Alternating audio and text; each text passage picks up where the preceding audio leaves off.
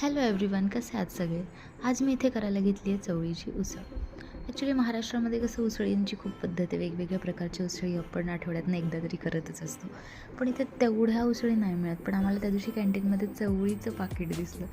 मग चिन्मय तर एवढे खुश झाले की बुवा चवळीची उसळ इथे खायला मिळणार. आणि मग मी पटकन ते उचलले आणि रात्रभर मी ते सोक करायला ठेवलं होतं. भिजत घातलं होतं पाण्यामध्ये स्वच्छ धुवून. आणि त्याच्यासाठी मी इथे करून घेतली आहे आता टोमॅटो कांद्याची प्युरी. सो टोमॅटो कांदा दोन्ही मिक्सरमध्ये मी टाकला. त्याला भाजलं भिजलं काही नाही, झटकेपट मी इथे बनवते आज उसळ. आणि अशा प्रकारे छानशी प्युरी झाली की कुकरमध्येच मी थोडंसं तेल आणि फोडणी केलेली आहे.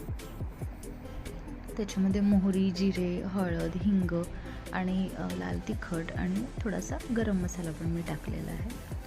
उसळींमध्ये गरम मसाला हा आवश्यक वाटतो मला. आणि अशा उसळी म्हणजे कशा तिखट आणि तर्रीदारच छान लागतात. बिना तिखटाची उसळ आपण म्हणजे खाऊ नाही शकत, ॲटलिस्ट आमच्याकडे तरी. त्यामुळे मग अशा प्रकारे छानशी प्युरी करून घेतल्यानंतर त्याच्यामध्ये ही जी रात्रभर भिजवलेली चवळी होती ती मी ॲड केली आहे आणि मीठ टाकल्यावरून आणि एकदा परत मिक्स करून घेतलं आणि कुकर लावून टाकलं.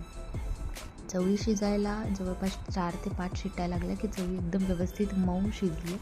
थोडासा गूळ राहिला होता, तो पण मी इथे ॲड केला आहे आणि कुकर बंद केलेलं आहे.